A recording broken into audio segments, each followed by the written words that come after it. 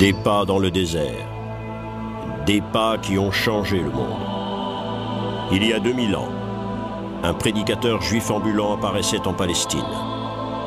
Il prêchait le renouveau et l'amour.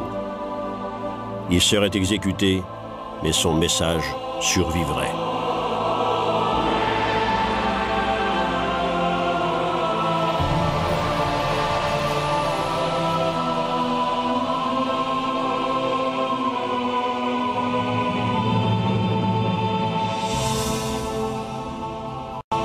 L'histoire du christianisme, un cortège infini d'humanité. Une route qui serpente à travers les siècles, pleine d'erreurs et de confusion, pleine de dévotion et de passion. Une route faite non de dates historiques, mais du vécu d'individus. Une histoire de souffrance, mais aussi une histoire de joie. Une laborieuse recherche de la vérité qui dure depuis plus de 2000 ans.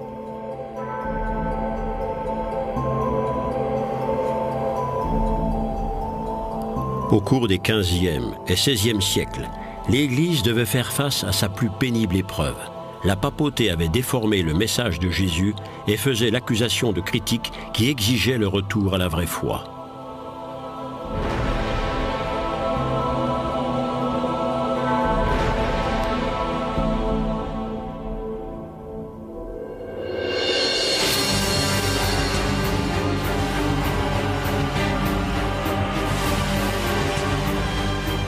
Au XVe siècle, l'un de ces critiques réclamant une réforme s'appelait Jan Hus.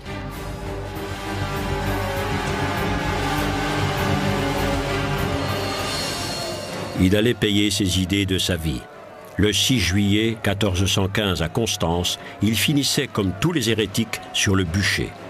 Il avait dû exposer ses thèses critiquant l'Église à un conseil ecclésiastique. L'empereur germanique l'avait assuré de sa protection, mais peu après son arrivée, il était emprisonné. Le réformateur tchèque avait la plus horrible des morts.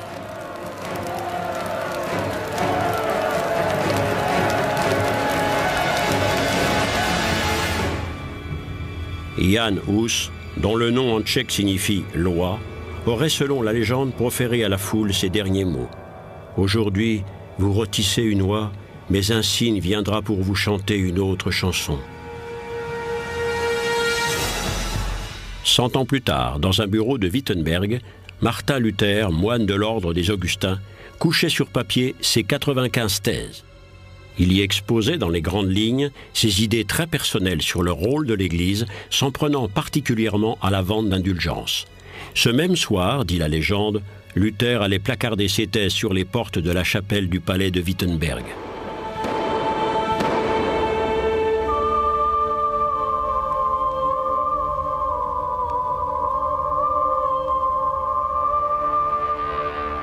À la fin du XVe siècle, le monde était en plein bouleversement. Depuis l'Europe chrétienne, des marins s'embarquaient à l'aventure à la recherche de nouveaux continents au-delà de l'horizon. L'un d'entre eux était un intrépide capitaine de la marine génoise, parti s'aventurer sur l'immensité de l'océan Atlantique avec 3 bateaux espagnols. Christophe Colomb découvrait l'Amérique.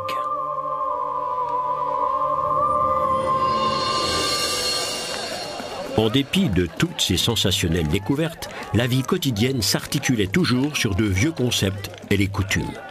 L'ordre médiéval était sous la coupe du pape et de l'empereur. Les thèses de Luther frappaient l'opinion comme une bombe incendiaire. Les masses réalisaient la vérité sur la pratique courante des indulgences, le commerce des péchés, et elles se mettaient à attaquer l'autorité du pape. L'indulgence, la remise des péchés moyennant espèces sonnantes et trébuchantes, était devenue pratique courante à cette époque. La crainte de l'enfer ou du purgatoire portait les individus aux extrêmes. La recherche du salut éternel, tel était le terreau dans lequel allaient s'épanouir tous les dogmatismes, avec leur cortège de chasses de sorcières et de diableries en tout genre. L'Église n'avait qu'à se pencher pour y cueillir ses bénéfices.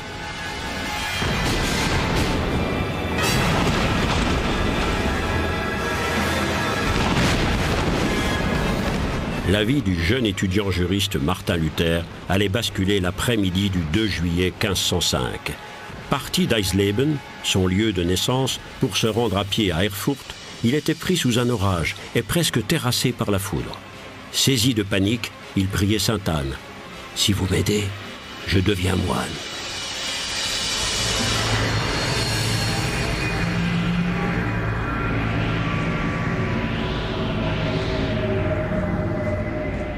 L'expérience de l'intimité de la mort bouleversait tellement Luther qu'il tournait le dos à son ancienne vie. Rentré au monastère augustin d'Erfurt, il promettait à l'instant de servir Dieu à jamais. Ironie de l'histoire, Luther prêtait serment à l'ordre à côté de la pierre tombale, sous laquelle reposaient les restes de Johannes Zacharias, l'homme qui avait envoyé Jan Hus au bûcher.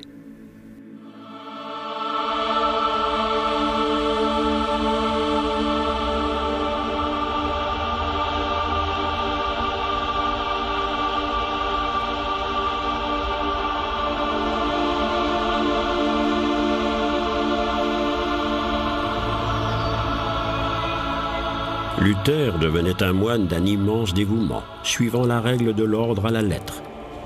Il dirait de lui-même plus tard : « Si quelqu'un avait déjà réussi à atteindre le ciel par la vie monastique, alors c'était la voie que je devais choisir à l'époque. »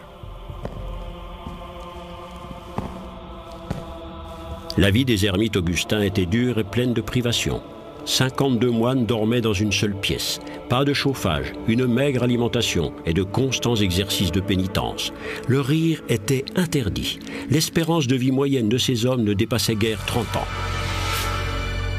Ce portrait nous parle du Luther de cette période, visage dur, ascétique. Malgré toutes ces épreuves de pénitence, Luther craignait constamment de ne pas trouver le salut éternel. Il priait de manière ininterrompue. Et il jeûnait pendant des semaines, constamment tourmenté par le doute. Luther allait traverser une crise si profonde qu'elle le conduirait à confession plusieurs fois par jour. J'étais la créature la plus misérable sur la terre. Jour et nuit, j'étais torturé par de vains sanglots et le doute. En novembre 1510, Luther était envoyé à Rome régler quelques affaires pour l'ordre, ses supérieurs espérant ainsi changer les idées du moine torturé. Il lui faudrait 5 mois pour faire, dans des conditions difficiles, l'aller-retour à pied de Erfurt à Rome. Un guide du pèlerin comme celui-ci indiquait aussi les lieux importants de la capitale chrétienne. Cette église était au programme imposé de tout bon pèlerin venant à Rome.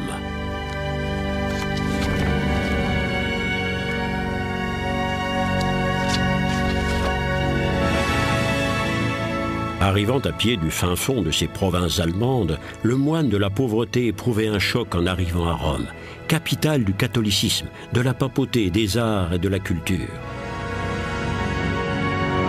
Toutes occasions étaient bonnes pour soulager la bourse des pèlerins. Même les lieux saints faisaient l'objet d'un commerce. Des années plus tard, Luther se souviendrait de cette expérience avec dégoût. Si je ne l'avais pas vu de mes propres yeux, je n'aurais jamais cru que la papauté pût être une abomination si monstrueuse.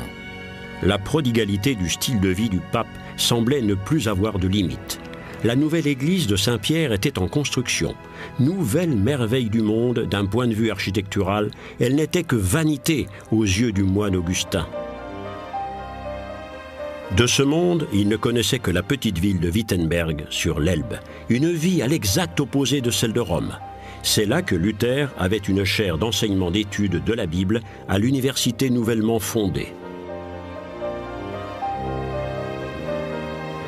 Loin d'être ce moine insignifiant que Rome ne prenait pas au sérieux, le docteur Martin Luther était un savant théologien. Il n'y avait certainement personne cette année-là pour imaginer qu'une impulsion partie d'ici déséquilibrerait tout le monde chrétien.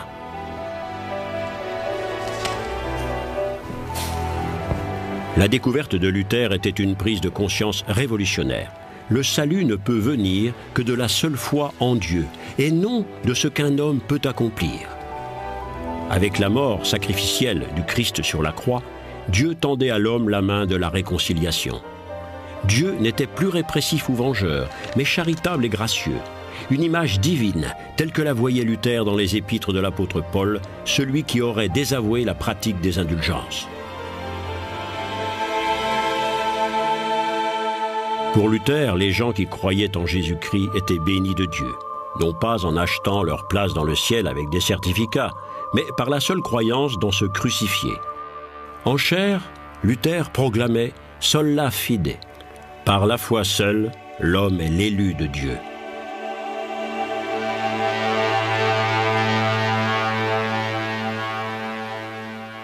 Luther tempêtait contre l'achat des indulgences en rémission des péchés, pratique nulle part mentionnée dans les antiques textes chrétiens.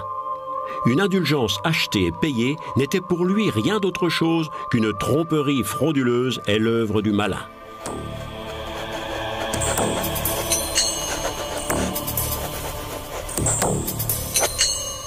Mais il y avait pire.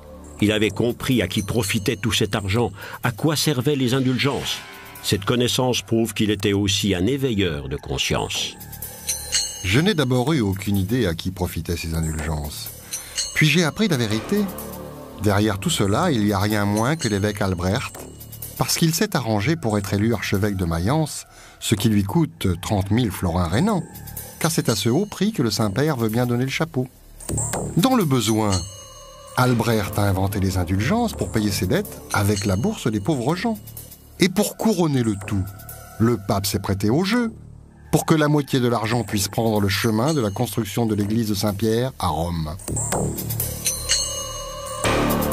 C'étaient donc principalement les gens simples, les artisans et les paysans qui finançaient toute la splendeur de l'église. Il y avait des indulgences pour toutes choses, même pour la rémission des péchés commis par des gens morts depuis longtemps.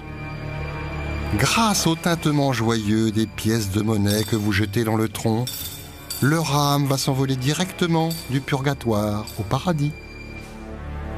C'était ce qu'entendaient les gens dans le message du prêtre dominicain Tetzel, l'un des plus efficaces collecteurs de l'argent du commerce des indulgences. Les flots de tintantes pièces de monnaie s'écoulaient principalement dans le projet pharaonique devant lequel le jeune Luther avait secoué sa tête, la construction de la nouvelle église Saint-Pierre à Rome. D'un certificat d'indulgence à l'autre, la papauté finançait la Renaissance, mais ces papiers allaient devenir le principal facteur de menace contre elle en devenant les détonateurs de la Réforme.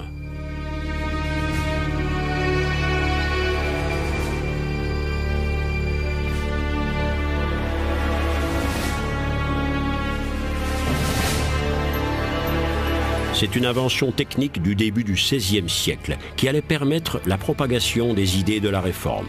Sans l'imprimerie, sans cet art noir, les protestations de Luther et de ses partisans n'auraient peut-être jamais franchi les limites de la ville de Wittenberg.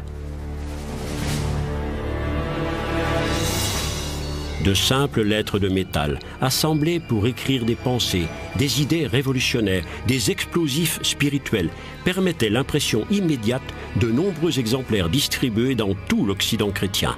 Les imprimés portaient le message de la Réforme au monde entier. Les gravures sur bois illustraient les textes, caricaturant les adversaires, la papauté et ses cardinaux.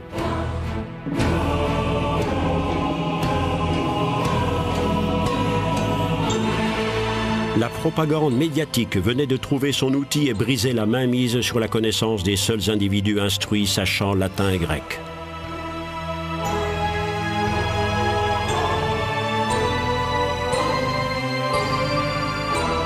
Aucune tâche n'était impossible aux sculpteurs des tampons de bois. Le pape y était souvent représenté comme le monstre de Rome monté sur un âne. De leur côté, les adversaires de Luther ne se privaient pas de publier des brochures diffamatoires et des caricatures. La dispute théologique utilisait les moyens les plus modernes.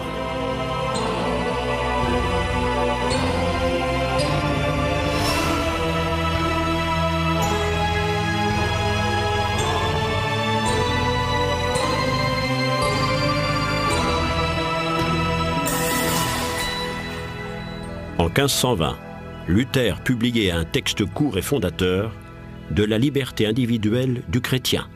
Sa toute première phrase était source d'encouragement pour ses partisans.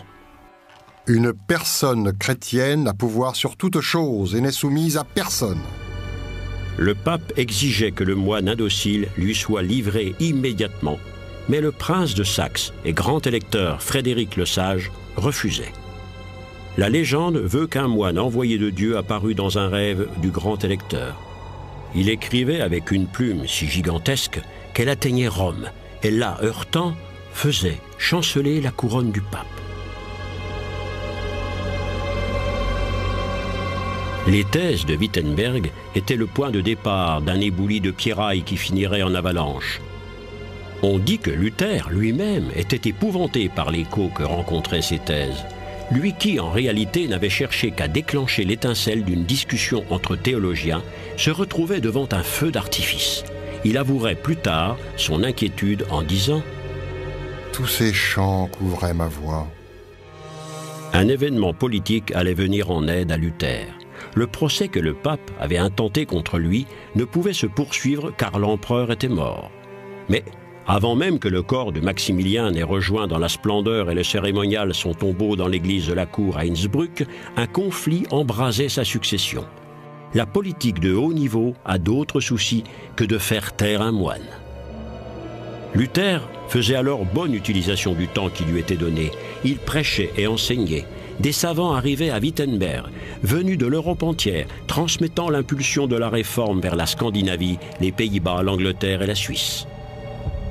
Au début de l'année 1522, Zwingli faisait avancer la cause de la réforme à Zurich. À Genève, c'était Jean Calvin qui réformait radicalement la ville dans les années 1530. Que ce soit à Genève, Zurich ou Wittenberg, la réforme poursuivait toujours le même but. Une église réformée dans laquelle rien ne pourrait contredire sa mission de base, prêcher la grâce de Dieu. Mais des différences apparaissaient très vite entre tous ces réformateurs. Ulrich Zwingli critiquait le concept de la Sainte Communion selon Luther. Cette querelle allait scinder les réformateurs en deux camps.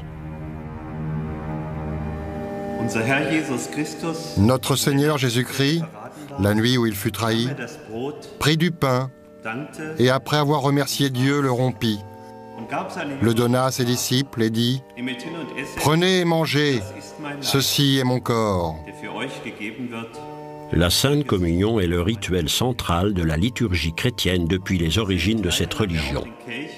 La mémoire du dernier repas que Jésus prit avec ses disciples. Le vin et le pain, symbole premier pour le sang et le corps du Christ.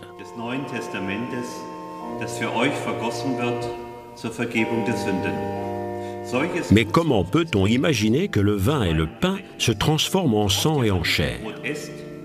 La transsubstantiation était-elle réellement d'action divine, voire même un miracle? Ou le vin et le pain ne sont-ils que de simples signes à vocation symbolique pour raviver le souvenir? Voilà la controverse qui divisait les réformateurs entre eux. Nimm hin und iss, Christi Leib für dich gegeben. Pour Zwingli, le pain et le vin n'étaient rien d'autre qu'un symbole, un reste de pain, un reste de vin. Luther se concentrait d'abord sur les écrits bibliques, et Jésus avait dit « c'est mon corps ». Donc, pour lui, le corps et le sang du Christ étaient réellement présents dans le sacrement. La Sainte Communion était un pacte entre Dieu et l'homme, mais c'était aussi un mystère incompréhensible à la simple raison. Un mystère divin qui se révélait néanmoins aux croyants. Christi Blut für dich vergossen. Christi Blut für dich vergossen.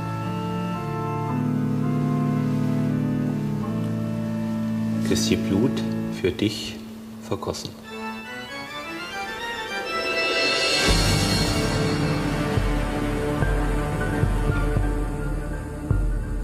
C'est à Worms, en 1521, dans les bâtiments abritant la Diète, qui allait se réunir à l'ombre de la cathédrale, qu'allait se jouer le sort de Martin Luther et de sa réforme.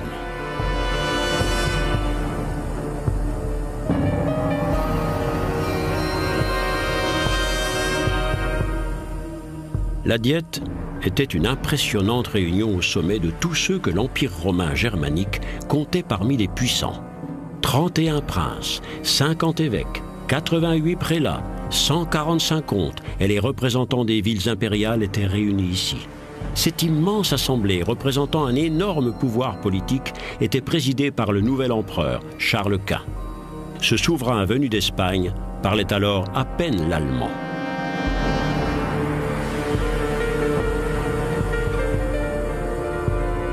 Pendant plusieurs mois, ces princes allaient discuter chaque point concernant l'avenir de l'Empire, y compris un sujet que l'empereur considérait comme marginal, faire taire le moine Martin Luther que le pape avait déclaré hérétique. Devait-on néanmoins lui accorder l'occasion de défendre ses idées ici, face au monde entier ?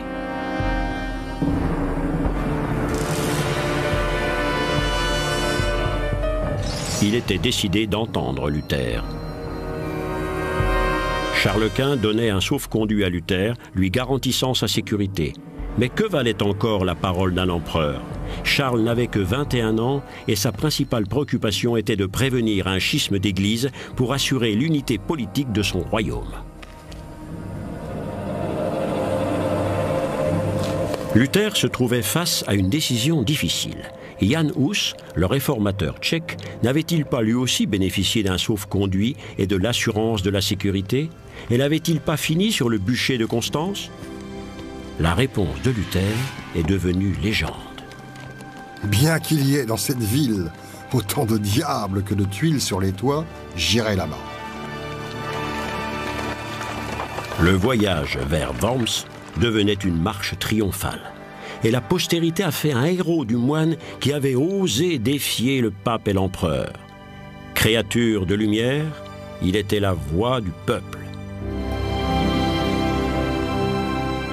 Son intrépide voyage à Worms était porteur des espoirs d'une multitude de personnes, paysans, chevaliers et princes qui luttaient pour gagner leur autonomie politique et se libérer des chaînes de l'Église. À Worms, les adversaires de Luther espéraient bien qu'il se rétracterait. L'unité de l'Église et de l'Empire était en jeu. Une réponse laconique allait mettre le feu aux poudres. Je ne peux et n'abjure rien. Je suis ici, mais ne peux rien faire d'autre. Le mouvement chrétien se relançait dans l'histoire. Il était dans l'intention de Luther de redécouvrir le message original du Christ. Le mot latin « reformare » signifie rétablir quelque chose dans sa forme originale. Il décrivait la revendication des réformateurs d'être plus près de la vérité chrétienne que ne l'étaient les évêques catholiques engoncés dans leurs dogmes et leurs parures.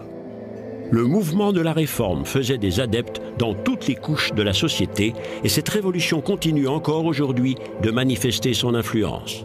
Mais la Réforme, c'était aussi la scission de l'Église.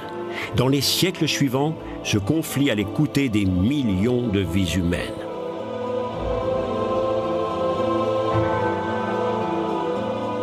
Le fait que des intentions aussi pieuses que celles qui motivaient Martin Luther puissent mener à des guerres aussi sanglantes est une des expériences les plus douloureuses dans l'histoire des religions. C'est une des pires contradictions que tous les croyants du monde ont un jour ou l'autre dû affronter ces travers de l'histoire.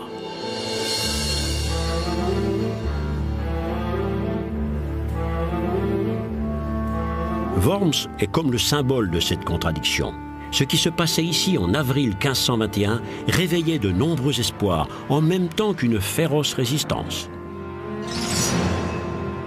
L'audition de Luther devant l'Assemblée de la Diète allait rester pour la postérité comme un acte héroïque, et ses ennemis catholiques de mornes adversaires. Mais qu'en est-il vraiment ?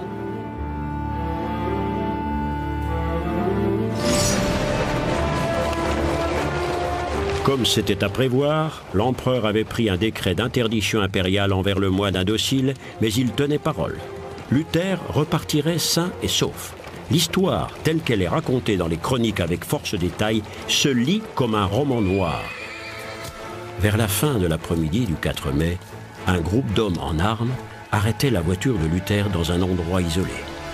S'agissait-il d'assassins envoyés par un clan hostile désirant supprimer Luther, de spadassins du pape, de soldats de l'empereur? Ces craintes se révélaient infondées puisqu'il s'agissait d'une mission de protection intelligemment camouflée en enlèvement. Sur ordre de l'électeur de Saxe, Luther venait d'être mis à l'abri pour sa propre sécurité. Le peuple s'inquiétait. Ulrich von Hutten, le représentant de la noblesse libre, offrait publiquement son soutien à Luther, fût-il encore vivant. Mais personne ne savait rien de la situation de Luther, pas même dans les cercles de la noblesse impériale. les rumeurs enflaient. Le secret de l'affaire de Luther était parfaitement gardé.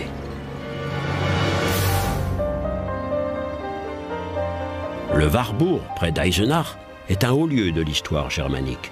C'est ici qu'au XIIIe siècle aurait eu lieu un très célèbre concours de chant. Et c'est aussi en ce lieu, derrière ces murs épais, qu'était réfugié Luther. Même les autres résidents du château ignoraient sa présence.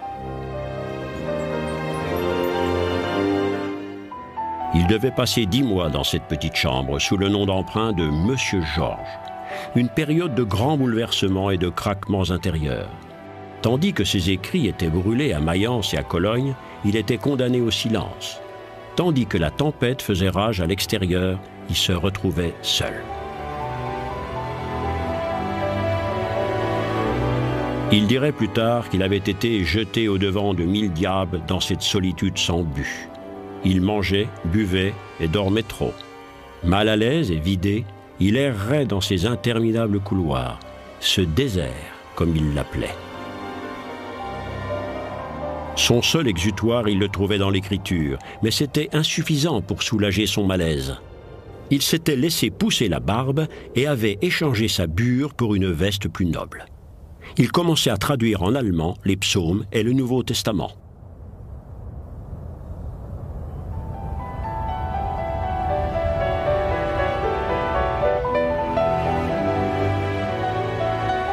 Travailler, dormir, manger, monter et descendre les escaliers, boire du vin, tout l'affligeait, bien plus que ce qui arrivait à Wittenberg et de comment tout cela allait bien pouvoir finir.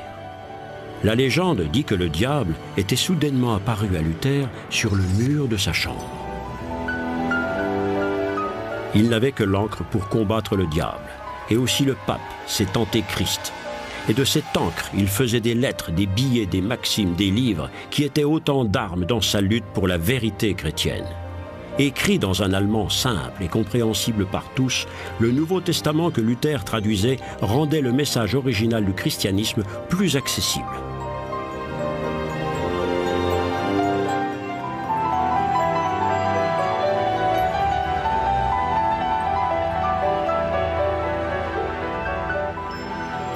La traduction de la Bible de Luther devenait un des plus gros tirages de la toute nouvelle industrie du livre. Les 3000 premières copies se vendaient comme des petits pains. Le style de Luther et sa syntaxe allaient marquer la langue allemande plus qu'aucun autre livre.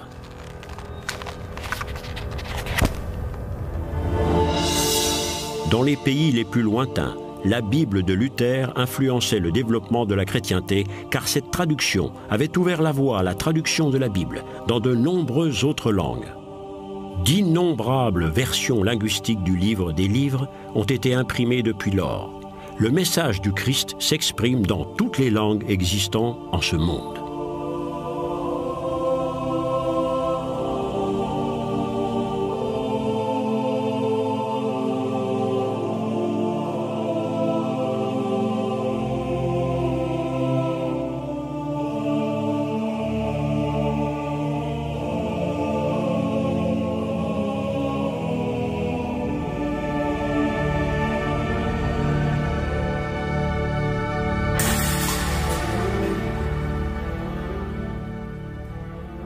Le Verbe est au cœur de cette foi renouvelée, dans la Bible bien sûr, mais aussi le Verbe exprimé en chair par le sermon.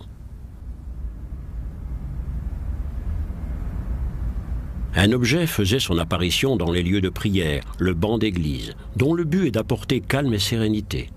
Les participants doivent pouvoir se concentrer sur les mots, sur les sermons. L'église n'était plus un lieu strictement spirituel, elle devenait amphithéâtre. Le rituel s'effaçait, le verbe commençait à retrouver sa signification.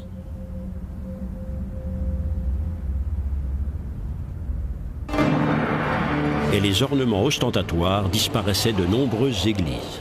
Une tempête emportait toute l'iconographie de la région d'Allemagne du Sud et de la Suisse.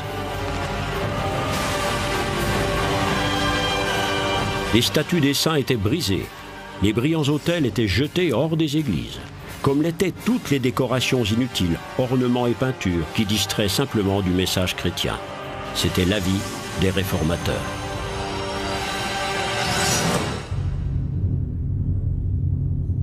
La Réforme amenait dans son sillage les prémices d'une explosion révolutionnaire, particulièrement dans les lieux où régnait déjà une certaine agitation sociale. Et les paysans se soulevaient, faisant déferler une vague de violence à travers l'Allemagne. La tension entre les paysans pauvres et les riches propriétaires terriens devenait sanglante.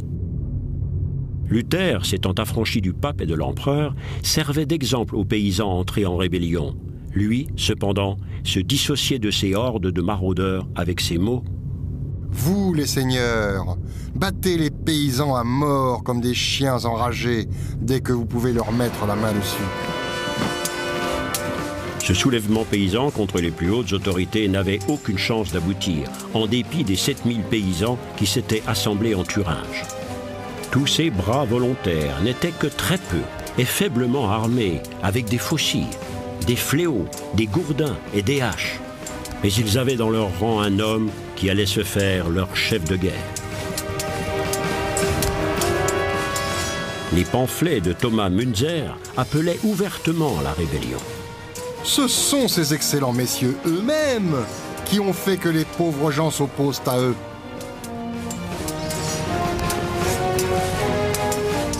Münzer croyait que la puissance divine viendrait soutenir cette juste cause. Il était certain que les êtres célestes leur viendraient en aide, alors qu'ils menaient les paysans vers Frankenhausen, dans ce qui allait être une bataille décisive contre la noblesse. 1500 nobles chevaliers et 1000 fantassins, bien équipés de fusils et de canons, allaient balayer l'armée hétéroclite de Thomas Münzer, noyant son rêve dans une mer de sang.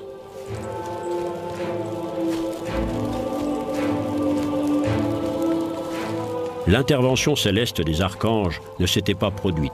L'armée de paysans était anéantie quasiment jusqu'au dernier et Thomas Münzer était décapité.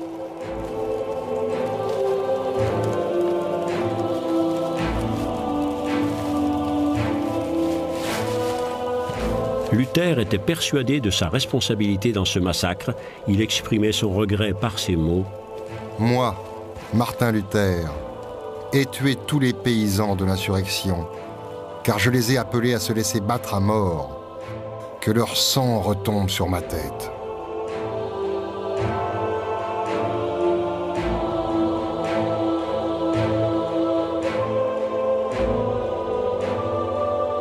Luther aurait pu empêcher la réforme de descendre si bas avec les paysans.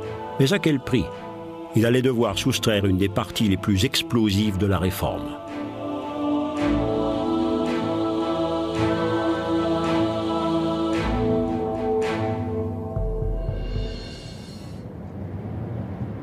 Seule, la foi en Dieu permettait de passer ces temps troublés. 4 semaines à peine après la dévastatrice bataille de Frankenhausen, Luther se mariait. Surprenant partisans et adversaires, il donnait un signal fort pour ceux qui voulaient participer activement à la réforme. Un prêtre pouvait se marier, comme le moine qui épousait Katharina von Bora, une ancienne nonne. Ce mariage dans la maison de Dieu, qui était pour les catholiques traditionalistes un péché mortel, devenait aux yeux de la Réforme un mariage béni de Dieu. Le couple était heureux et enfantait une nombreuse descendance. Katharina s'occupait de tenir la maison, qui abritait en permanence pas moins d'une vingtaine de personnes. Les enfants, les relations, des étudiants, des visiteurs. Des invités venaient de toute l'Europe suivre l'enseignement dispensé dans l'ancien monastère augustin de Wittenberg. Des conversations enthousiastes et approfondies égayaient la table du dîner où s'établissait un genre littéraire. La maison de Luther devenait le modèle de la maison du pasteur protestant. Luther et Katharina von Bora devenaient l'exemple pour toutes les familles de prédicateurs pour les siècles à venir. Joignant leurs efforts pour servir la congrégation, les femmes allaient assumer des tâches importantes, transformant la maison paroissiale en véritable cœur de la communauté.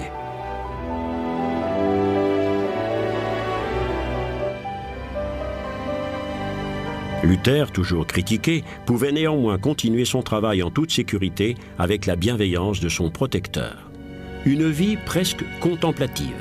L'anathème du pape et l'interdiction de prêcher de l'empereur semblaient être rayés de ce bonheur familial idyllique.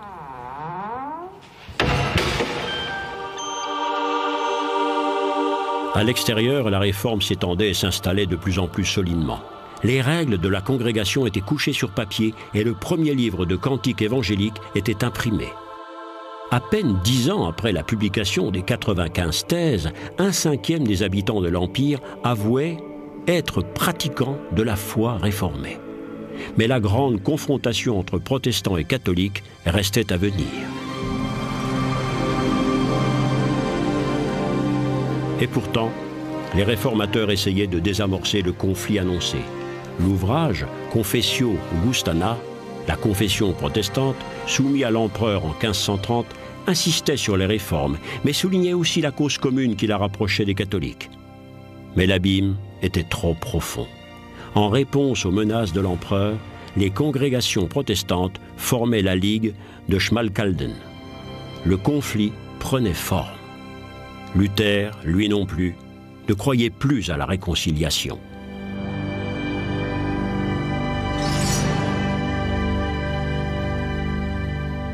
Il authentifiait maintenant tous ses écrits personnels d'une rose.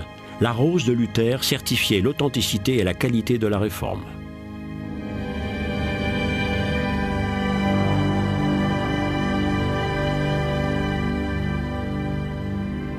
Le nom de Luther allait dominer toute une époque. Jusqu'à sa mort en 1546, il restait le plus à même de faire passer son message sans risque de tempête politique.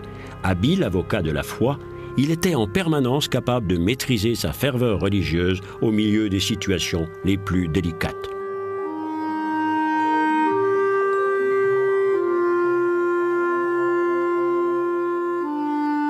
Le docteur Martin Luther n'allait pas mourir par l'épée, ou comme Jan Hus sur le bûcher, mais plus paisiblement dans son lit à l'âge de 62 ans.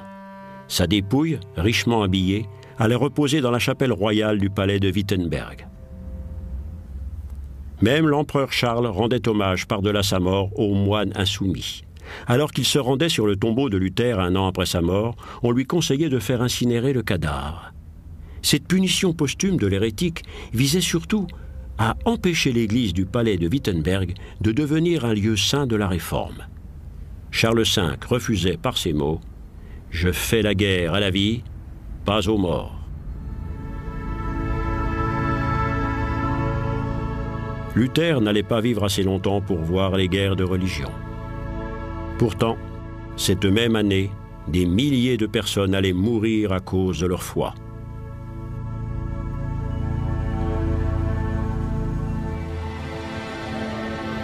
La Ligue protestante de Schmalkalden fédérait les puissances militaires du centre et du nord de l'Allemagne.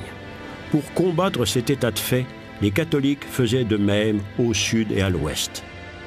Les deux forces s'affrontaient sur l'Elbe en 1547 lors de la bataille de Mühlberg. 24 avril 1547. La nouvelle que des troupes catholiques étaient arrivées sous la direction de l'empereur avait surpris les défenseurs protestants. Ils s'étaient repliés sur la rive orientale de l'Elbe, croyant se mettre en sécurité. C'était une erreur. L'empereur arrivait d'Espagne à la tête de 5000 cavaliers et de 20 000 hommes à pied.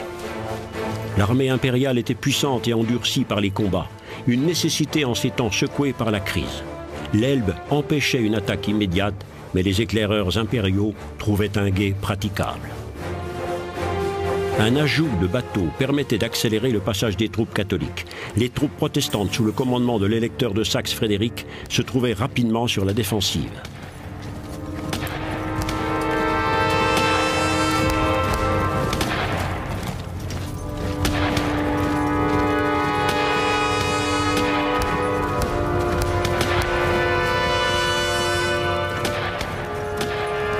Des milliers de soldats mouraient au nom de leur vérité chrétienne. Ils étaient les premières victimes d'une lutte religieuse qui allait être sanglante. Les lecteurs protestants n'arrivaient à mobiliser qu'une partie de ces 30 000 hommes pour la bataille. Leur situation était désespérée. Les troupes clairsemées de l'électeur cherchaient refuge dans la ville voisine. En vain. Les cavaliers impériaux pourchassaient le reste des forces protestantes et les poussaient vers la rivière.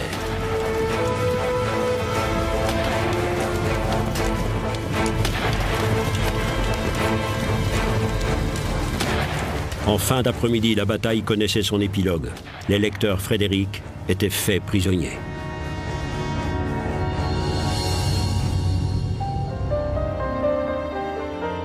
Une stèle commémore la capture du chef protestant. Était-ce la fin de la Réforme ?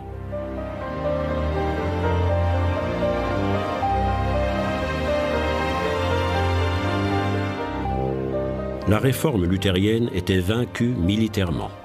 Mais les espérances qu'elle avait éveillées, les changements qu'elle avait provoqués allaient rester. L'esprit de la Réforme ne pourrait plus être chassé des foyers populaires, ni avec des arguments, ni surtout par les armes. Aujourd'hui, des tournesols poussent sur l'ancien champ de bataille.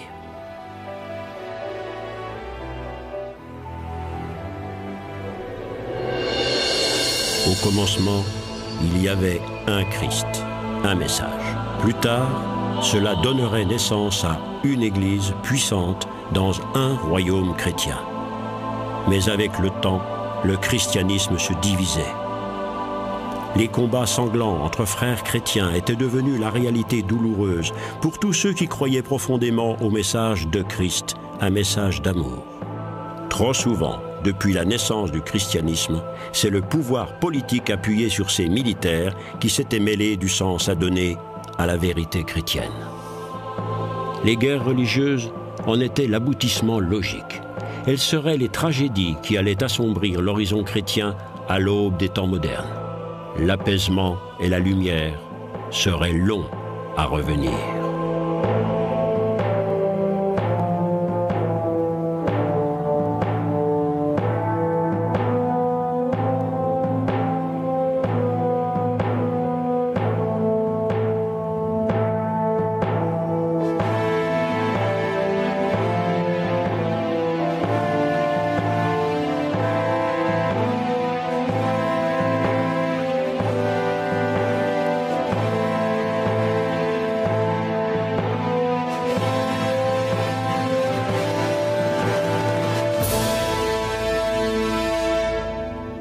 L'histoire du christianisme, un cortège infini d'humanité.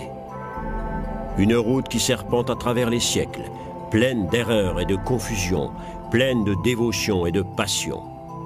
Une route faite non de dates historiques, mais du vécu d'individus. Une histoire de souffrance, mais aussi une histoire de joie. Une laborieuse recherche de la vérité qui dure depuis plus de 2000 ans.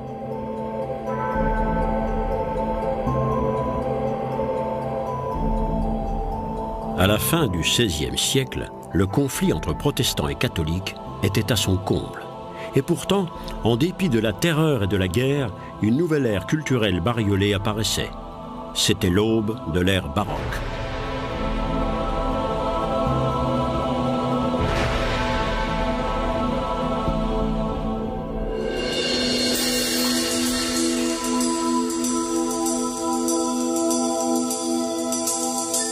Caprice enchanteur de la nature, rayonnant et précieux, le barocco est le nom donné de toute éternité par les Portugais à ces nacres irrégulières.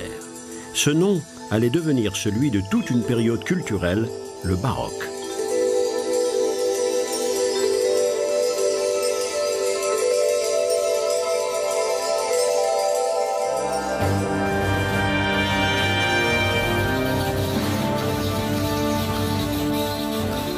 Theatrum Mundi, le théâtre du monde, est le qualificatif donné à la période qui couvre les XVIe et XVIIe siècles.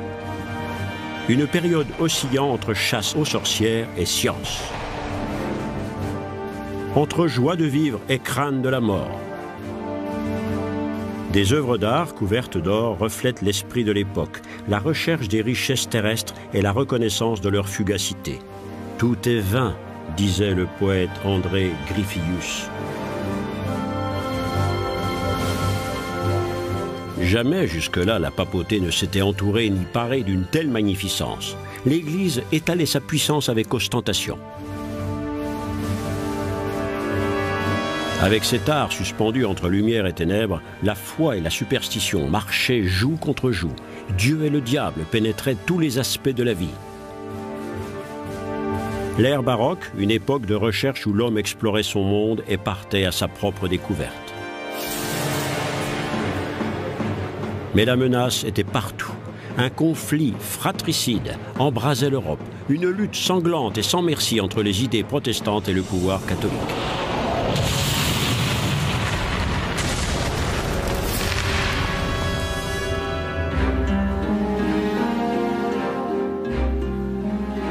Memento mori, souviens-toi de la mort, était le mot d'ordre d'une société turbulente, dominée par la crainte individuelle de la mort.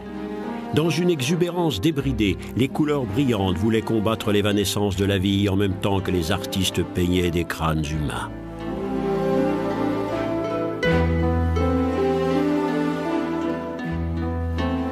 L'art posait le décor d'un théâtre vivant, conçu pour donner l'illusion d'un monde parfaitement ordonné, un monde où la mort, bien que cachée, n'était jamais loin.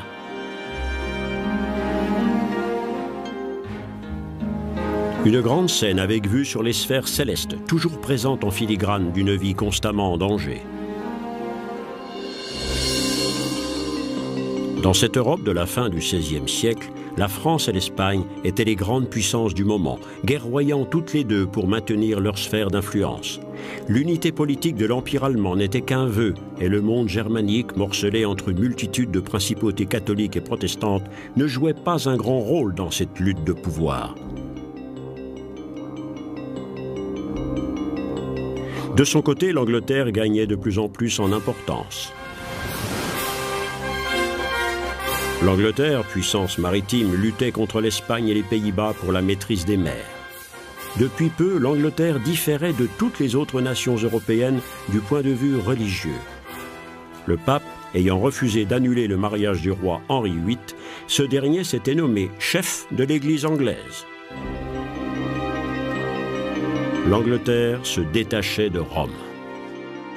La France cherchait à établir sa primauté sur son voisin de plus en plus puissant. L'Espagne et le Portugal accumulaient les richesses et la puissance grâce à leur conquête d'outre-mer. Les rois d'Espagne, les Habsbourg, étant apparentés à l'empereur du Saint-Empire germanique, l'influence de la grande puissance catholique remontait jusqu'en Allemagne. Mais le centre spirituel du monde catholique n'en restait pas moins à Rome.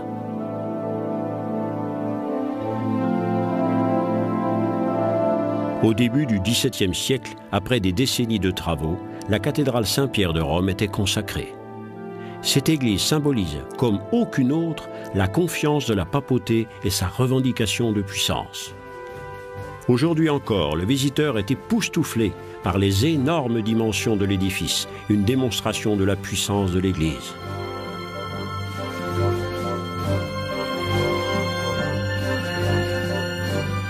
Le trône papal a été élevé au-dessus du tombeau de l'apôtre Pierre.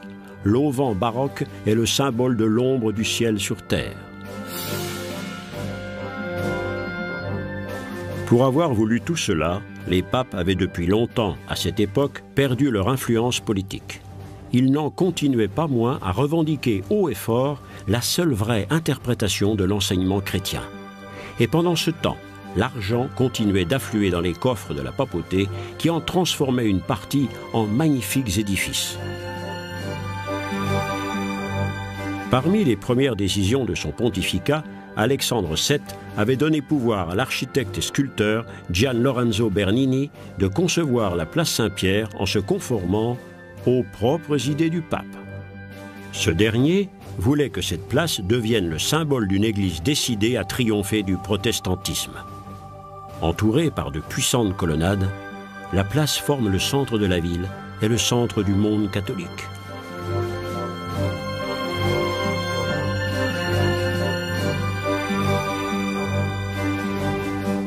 Aujourd'hui encore, ce lieu est le plateau sur lequel la papauté se met en scène. 2 fois par an, à Noël et à Pâques, c'est de cette place que le pape lance sa bénédiction dite Urbi et Orbi à la ville et au monde.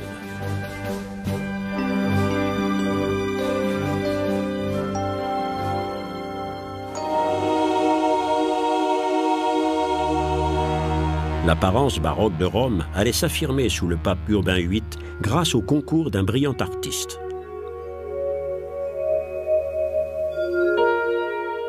Gian Lorenzo Bernini, dit le Bernin, était un homme aux talents multiples, tout à la fois sculpteur, architecte, peintre et illustrateur.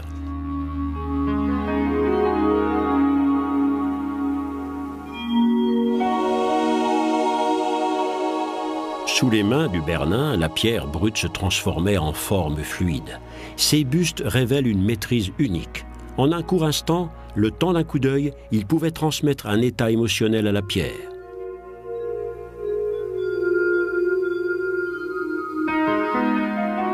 C'est ainsi que le Bernin immortalisait son bienfaiteur, le pape Urbain VIII.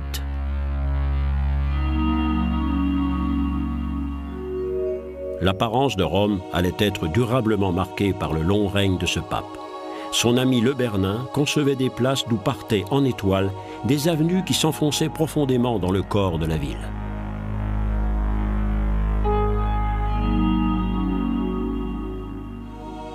Les arts les plus flamboyants étaient mis au service de l'adoration de Dieu.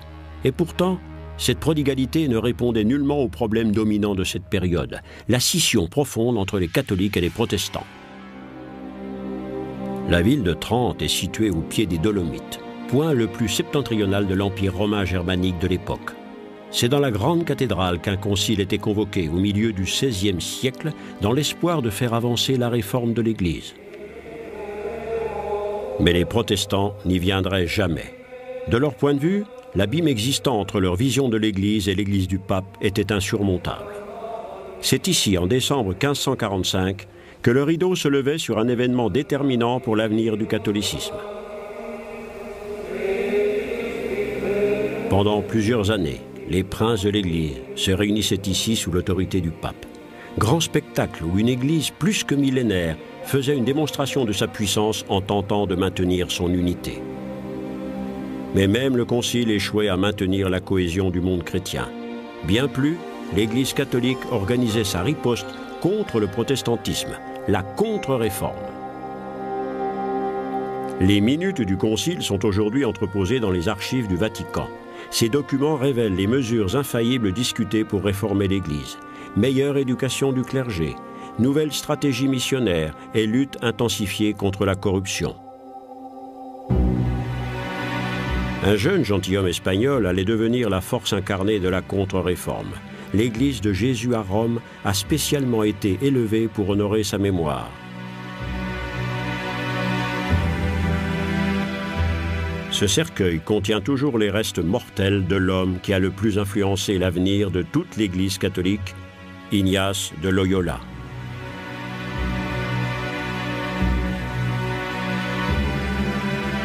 L'Église de Jésus, ce rêve baroque d'or et de marbre, est une brillante mise en scène de la foi en même temps qu'une invocation de la force religieuse au service de la contre-réforme.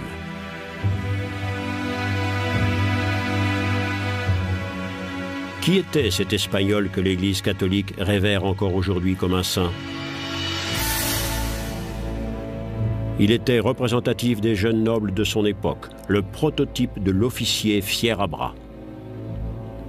Un homme qui vivait de la guerre et s'épanouissait dans une vie de joyeux luron entre deux batailles. L'incroyable légende de Saint Ignace de Loyola commençait, elle aussi, dans les tavernes malfamées et sur les champs de bataille.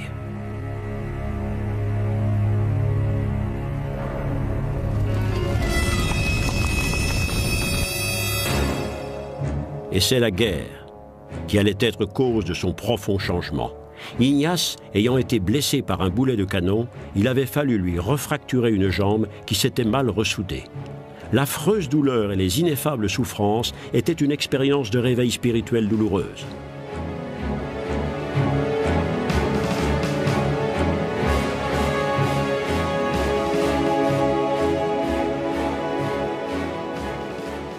Le guerrier en armure devenait chevalier de la foi. Ignace se rendait au monastère de Montserrat, un vieux site de pèlerinage.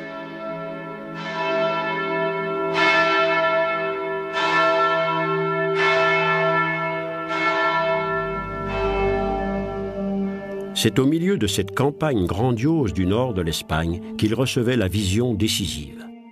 Il allait fonder un ordre qui ne se consacrerait qu'à la réforme de l'Église.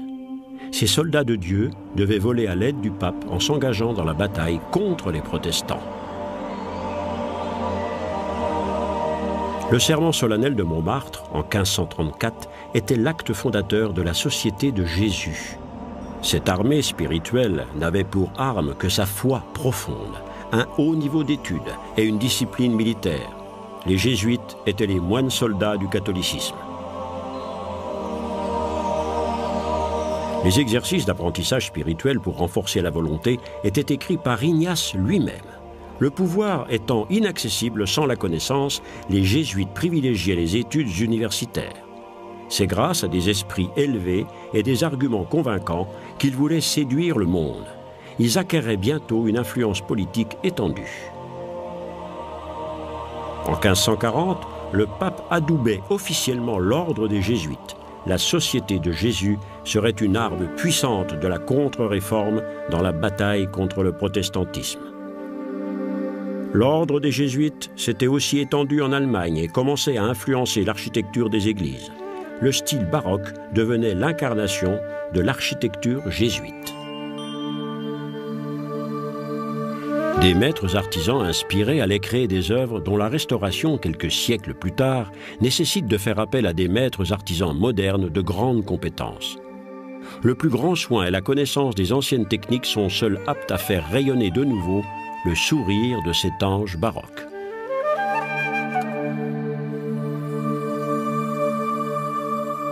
La dorure à la feuille d'or, plus mince qu'une couche de peinture, faisait partie de la pompe baroque.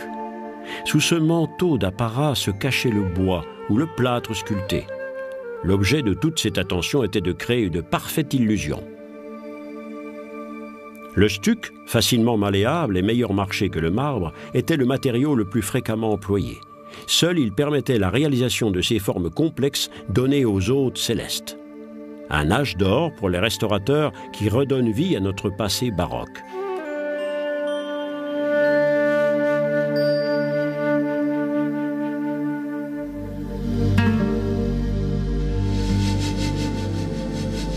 L'aigle, l'oiseau royal, est l'emblème des Habsbourg. Pendant l'ère baroque, ils ne régnaient pas seulement sur plus de la moitié de l'Empire romain germanique, ils étaient aussi rois d'Espagne et de son énorme empire colonial.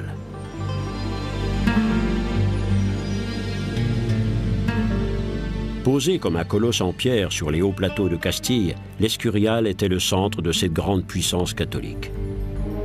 Cette construction ressemblait plus à un cloître ou à un mausolée qu'à un palais. Philippe II, qui avait fait construire cette sombre résidence, était un fanatique adversaire de la Réforme. Ses contemporains le décrivent comme un père soucieux de ses enfants et un homme impitoyable envers ses ennemis. C'est dans la crypte, au cœur de l'Escurial, que reposent les membres de la famille de Philippe. Philippe II d'Espagne, ce roi solitaire vivant au milieu de ses morts, était l'homme le plus puissant de son temps. Toujours austère et vêtu de noir, c'est d'ici qu'il gouvernait son immense empire, la superpuissance européenne. Toujours plongé dans la lecture de la Bible, il se confessait chaque jour.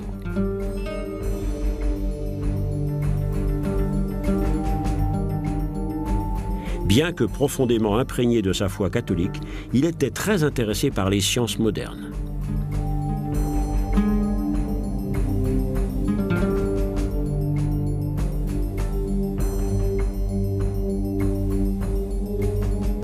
Philippe prenait ses devoirs royaux très au sérieux. Chaque jour, pendant 8 heures, il dictait à ses secrétaires les dépêches et les lettres qu'il avait préparées au cours de la nuit. Son action représente des montagnes de papier qui retracent toutes les étapes de sa politique et l'accomplissement de ses deux objectifs majeurs, la domination de l'Espagne et le rétablissement de l'unité catholique de l'Europe. Mais le rêve de Philippe s'abîmait dans une série de revers. Sa tentative d'envahir l'Angleterre échouait lamentablement. Sa grande armada, la plus puissante force maritime de son temps, se débandait et disparaissait aux 3/4 dans les vagues de la mer du Nord. Aux Pays-Bas, protestants et catholiques se rebellaient contre leur maître espagnol. Philippe emportait dans la tombe sa vision d'un grand empire européen. Isolé et amer, Philippe II mourait en 1598 dans son puissant palais. Pendant les dernières années de sa vie, son confesseur n'avait pas le droit de le quitter. Le roi craignait par-dessus tout de mourir dans le péché. Philippe II, le puissant dirigeant, avait, toute sa vie, tenté de préserver le Moyen-Âge.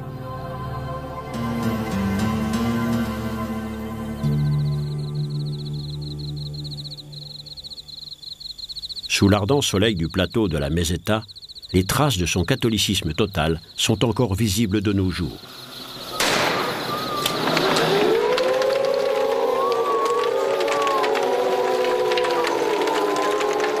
La procession du Corpus Christi, au sud de Madrid, est une tradition baroque qui a survécu jusqu'à nous. Le ciel et l'enfer, l'humilité et la fierté, la vertu et le vice deviennent figures allégoriques dans ce carnaval de la foi catholique.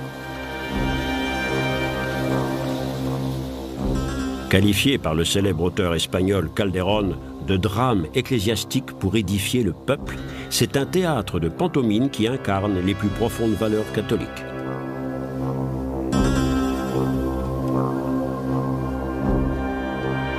Déploiement de fêtes et chatoiement des couleurs disent la vieille histoire de la tentation et de la résistance, du péché et de l'innocence, expliquée en pantomime à des illettrés. Le rituel ecclésiastique, intensifié jusqu'à l'extase, était aussi éducation religieuse. Un phénomène typique de la contre-réforme catholique.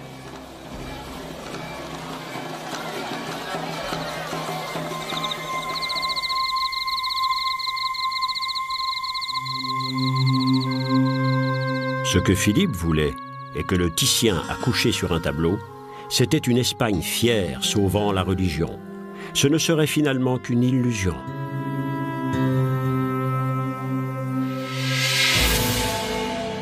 Au début du XVIIe siècle, le christianisme traversait une épreuve comme jamais il n'avait eu à y faire face auparavant.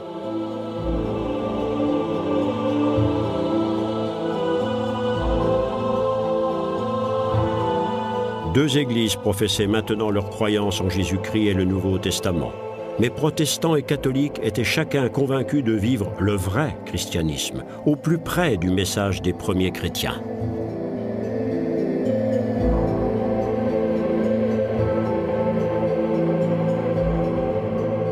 Pendant des siècles, cet affrontement amènerait les guerres, l'intolérance et le fanatisme.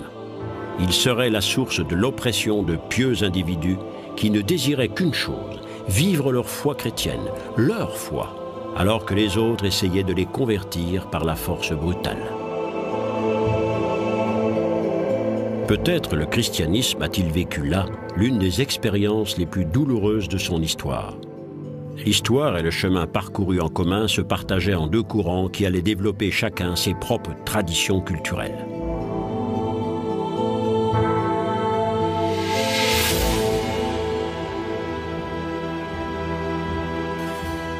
Les protestants du nord de l'Europe ne se contentaient pas de clamer leur primauté dans les questions religieuses sur le sud catholique. Le commerce créait les conditions de l'indépendance. Bientôt, son volume dépasserait celui du monde méditerranéen. Les ports de la façade atlantique entraient dans un nouvel âge d'or. Les richesses s'empilaient derrière les comptoirs des marchands. Une nouvelle bourgeoisie apparaissait. Sur deux, les individus prenaient leur destin en main.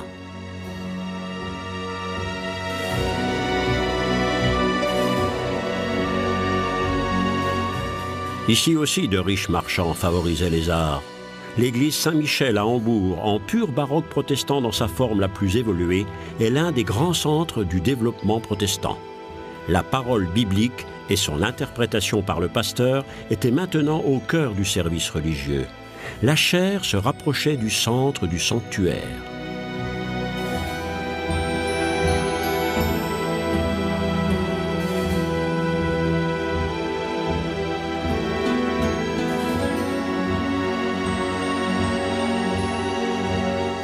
L'intérieur de l'église Saint-Michel ressemble un peu à un amphithéâtre. À la différence des églises catholiques, les fidèles s'assoient ici confortablement.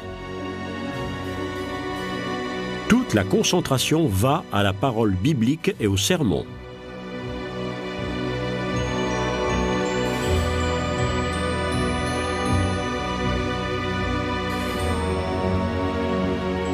Au lieu et place de stucs foisonnants et de feuilles d'or, un nouvel art apparaissait dans les églises protestantes, la musique.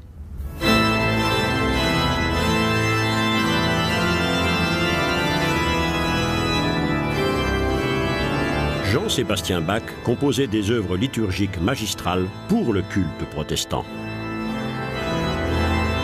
Composition pour orgue, cantate, passion, arrangement de polyphonie chorale, un opus grandiose illustrait le message de l'Évangile et la Bible avec des sons. La foi protestante devenait musique.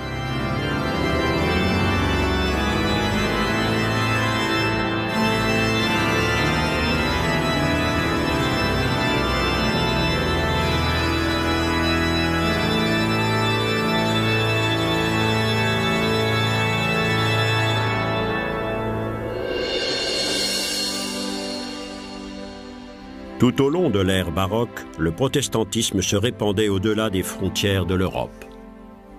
Au commencement du XVIIe siècle, une vague d'émigration sans précédent roulait vers l'Amérique du Nord.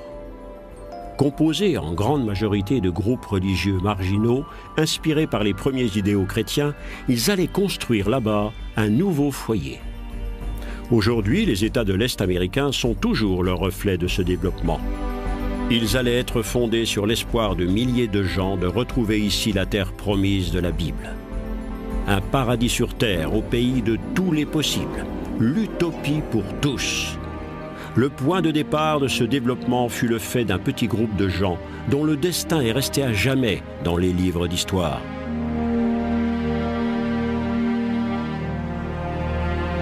En septembre 1620, 18 familles quittaient le port anglais du Plymouth à bord du Mayflower. Ces premiers colons en partance vers l'Amérique du Nord nous ont laissé la description de leur état d'âme. Nous nous sommes enfuis dans le désert. Dieu a poussé nos cœurs à fuir. S'appelant eux-mêmes les pèlerins, ce groupe religieux allait maintenant pouvoir mettre ses idéaux en pratique.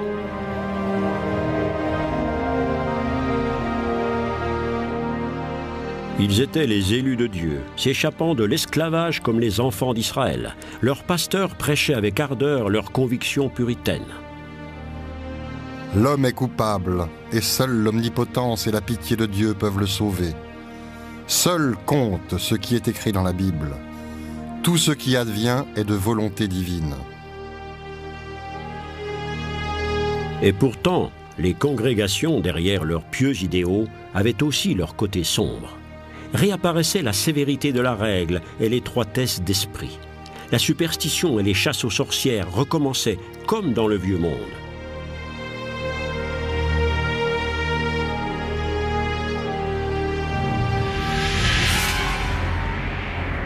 Le ciel et l'enfer, la foi et la superstition avaient profondément imprégné les âmes de l'ère baroque.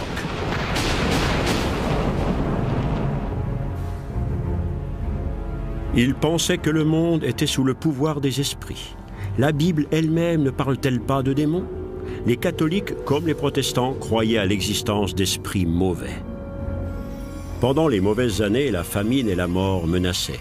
Et la rumeur de courir, c'est le diable qui ravageait des régions entières.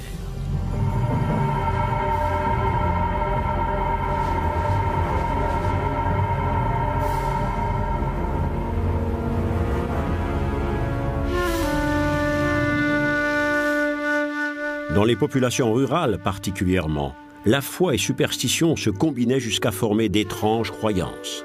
La nature était aux mains de pouvoirs surnaturels et les individus étaient entièrement à leur merci.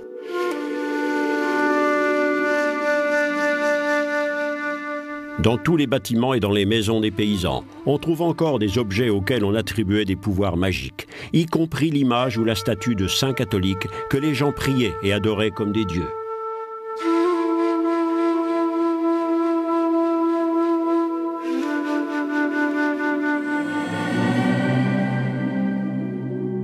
Chaque problème devait être soumis à un saint bien précis, selon une procédure spécifique, une espèce de rituel d'exorcisme.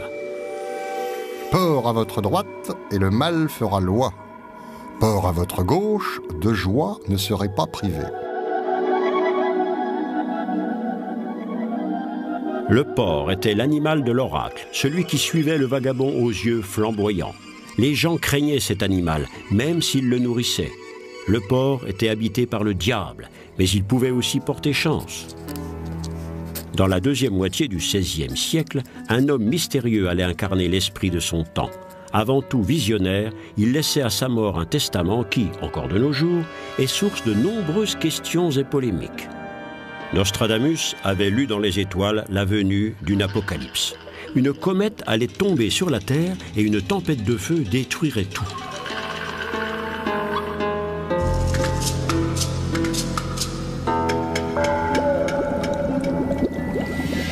Médecin de profession, Nostradamus allait devenir célèbre pour une potion qu'il avait inventée pour combattre la peste.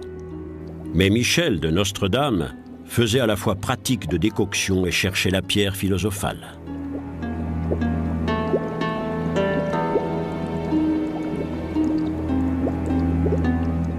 Savant typique de son temps, il balançait entre études méthodiques et incantations magiques. Ses activités d'alchimiste étaient mal vues de l'Église, mais il s'acquérait le soutien des puissants. Catherine de Médicis, reine de France, était tombée sous le charme du prophète. Cette reine de France allait plonger le pays dans une horrible guerre civile, jetant l'un contre l'autre les catholiques et les huguenots, comme s'appelaient les protestants français. Dans la nuit de la Saint-Barthélemy 1572, des milliers de protestants étaient assassinés à Paris sur ordre de Catherine. Ce massacre était le prélude d'un siècle d'oppression entrecoupé d'une période de tolérance à la fin de laquelle les protestants étaient finalement chassés de France. Ils émigraient aux Pays-Bas et dans le nord de l'Allemagne, où leur était accordée la liberté de culte. À Bad Karlshafen, sur la rivière Weser, environ 4000 huguenots en exil s'installaient, apportant avec eux tout leur savoir-faire d'artisans expérimentés. Sens de l'urbanisme, architecture savamment ordonnée, tout droit sorti de la planche à dessin baroque, Bad Karlshafen allait devenir un centre de commerce florissant. Les dirigeants protestants d'Allemagne espéraient bien que les huguenots donneraient une nouvelle impulsion aux affaires. D'autres centres allaient ainsi se développer dans ces États. «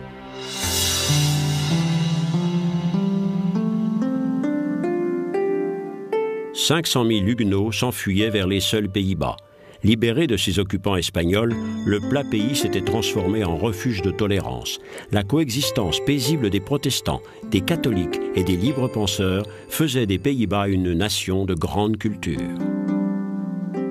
Mais la tolérance de l'ère baroque était plus une exception que la règle générale. En Allemagne, une guerre épouvantable couvait qui durerait 30 ans. On trouve encore aujourd'hui des traces de cette catastrophe. Les archéologues mentionnent par dévastés les restes de tous les villages rayés de la carte de 1618 à 1648. La guerre religieuse sonnait le glas pour tous leurs habitants, soit un tiers de la population allemande. À Prague, la défenestration d'un certain nombre de protestants lors d'une bagarre entre deux partis rivaux allait précipiter cette catastrophe. En Allemagne, les dirigeants protestants et catholiques se déchiraient, car derrière ce conflit religieux, il y avait aussi de solides motifs politiques.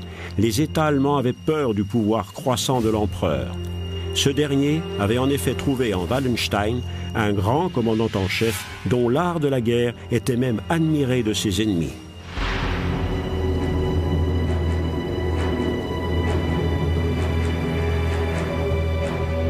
Les batailles pour la terre, le pouvoir et la religion prenaient une nouvelle dimension dans l'horreur.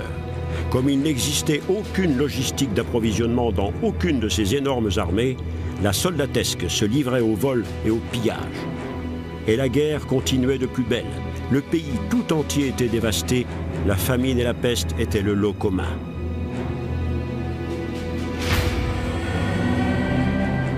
Cette guerre de 30 ans allait être la plus grande catastrophe ayant jamais touché l'Europe.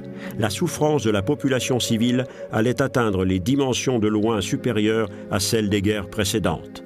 Elle ferait 7 millions de morts. Des centaines de milliers de personnes abandonnaient maisons et foyers par crainte des soldats en maraude. La paix ne retombait qu'avec l'épuisement total de tous les partis, sans vainqueur ni vaincu.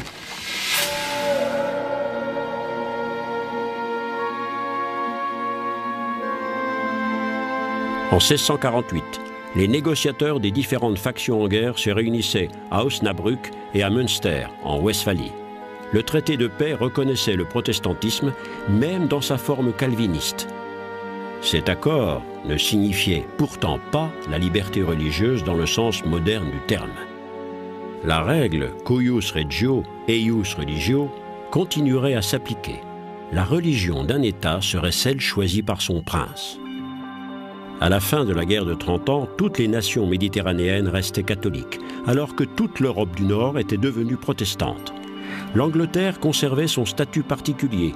Le roi ayant fait scission d'avec le pape, l'Église anglicane avait développé son propre protestantisme.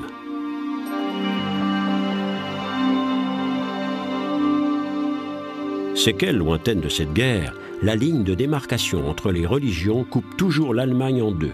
Le Sud est majoritairement catholique, alors que le Nord et l'Est sont majoritairement protestants.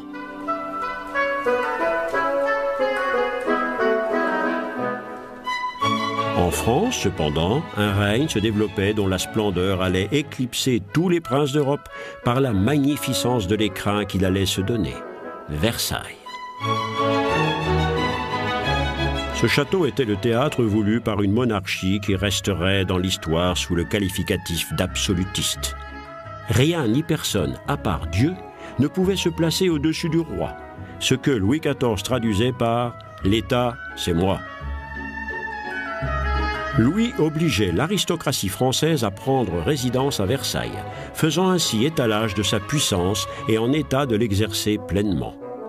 Presque 40 000 personnes s'affairaient à l'entretien de cette énorme cour. Les princes de l'Europe regardaient avec envie vers la France et la fameuse galerie des glaces et essayaient d'imiter ce style plein de grâce et de noblesse.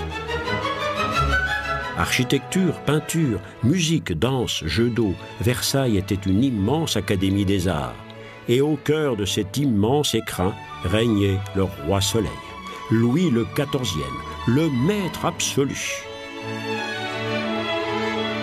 Derrière cette apparente extravagance et dans les senteurs de parfums luxuriants se prenaient aussi d'importantes décisions politiques. Appliquant à la lettre le principe d'absolutisme, le roi s'attachait chaque jour un peu plus les grands personnages de son royaume. Le lever du matin devenait un rituel. La chambre de Louis était un lieu public. Y être admis était un grand honneur. Quand le roi ouvrait les yeux, tous devaient être présents pour le servir. Qui remettrait son mouchoir au roi? Qui lui donnerait sa chemise? La plus petite attention du roi déterminait le rang d'un courtisan. Cette toilette matinale n'avait cependant rien de très hygiénique. À cette époque, on avait encore peu pris le goût de l'eau. Le roi absolu s'occupait également des affaires religieuses.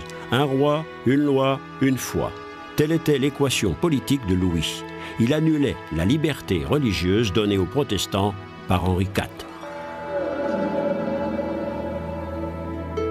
La belle-sœur de Louis, Lise de Palatinat, allait être un témoin précieux des faits et gestes à la cour du grand monarque catholique. Lise avait été mariée au frère de Louis, un mariage de convenance politique. La noble Allemande était isolée à la cour de France. Déversant son désespoir dans les innombrables lettres qui partaient vers sa vaste parentèle, elle y faisait une description unique de la vie intérieure de cette cour. La princesse cultivée correspondait aussi avec les grands savants et portait un regard critique sur les grands problèmes de son temps.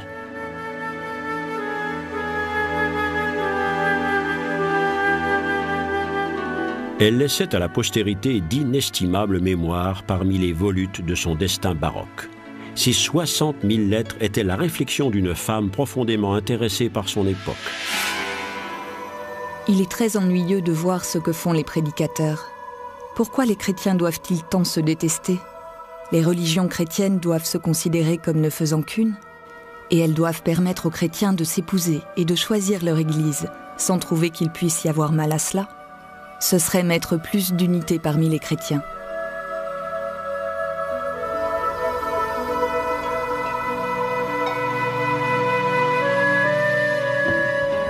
Ces idées allaient survivre à l'ère baroque. À la même époque, alors que des centaines de milliers d'individus mouraient sur les champs de bataille en Europe, des nouvelles sciences apparaissaient. L'astronomie élargissait l'horizon mental des hommes. La vieille image du monde commençait à s'estomper. L'homme et la Terre n'étaient plus au centre de l'univers. On découvrait de nouvelles planètes et l'éternité. Les mathématiques et la géométrie mettaient de l'ordre dans le chaos. Mais toute science restait encore une expérience sacrée et devait être glorification des travaux de Dieu.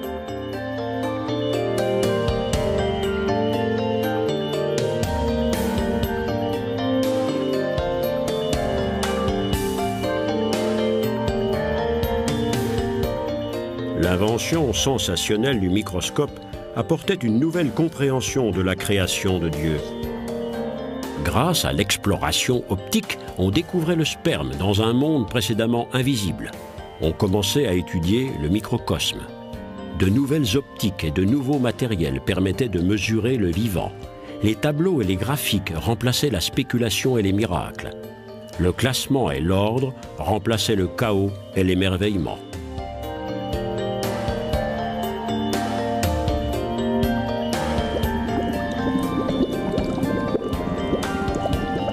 L'alchimie, vieille science médiévale, vivait ses dernières heures. Trop longtemps étouffée, la croyance en l'omnipotence de la raison triomphait.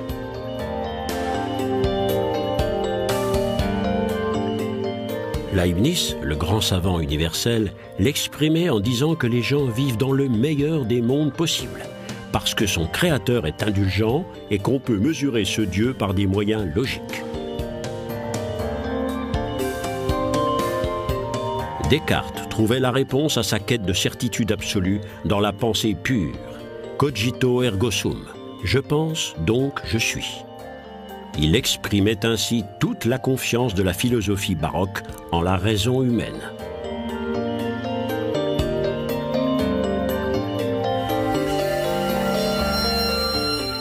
De nouveaux concepts dessinaient un avenir idéal. L'utopie devenait le désir d'un autre siècle.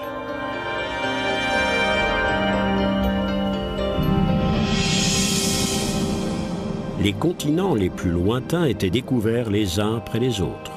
La nouvelle vision du monde allait être une nouvelle étape pour le christianisme. Des jésuites partaient en mission jusqu'au Japon. Les naturalistes se frayaient un chemin au milieu des forêts les plus denses, les plus impénétrables. Une religion rencontrait d'autres dieux.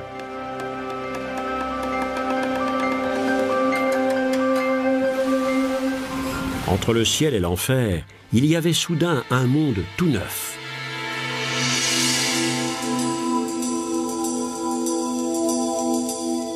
Barocco, l'irrégulier, l'anacre des profondeurs avec son miroitement de forme et son modelé naturel. Un petit trésor dont la beauté nous séduit au premier coup d'œil. Telle était la période baroque, fascinante et mystérieuse à la fois.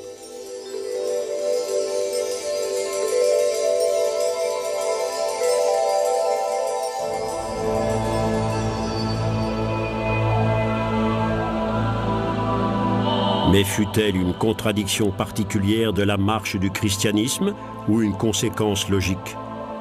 Le christianisme, qui pendant 15 siècles avait réussi à se préserver contre les menaces tant externes qu'internes, s'effondrait.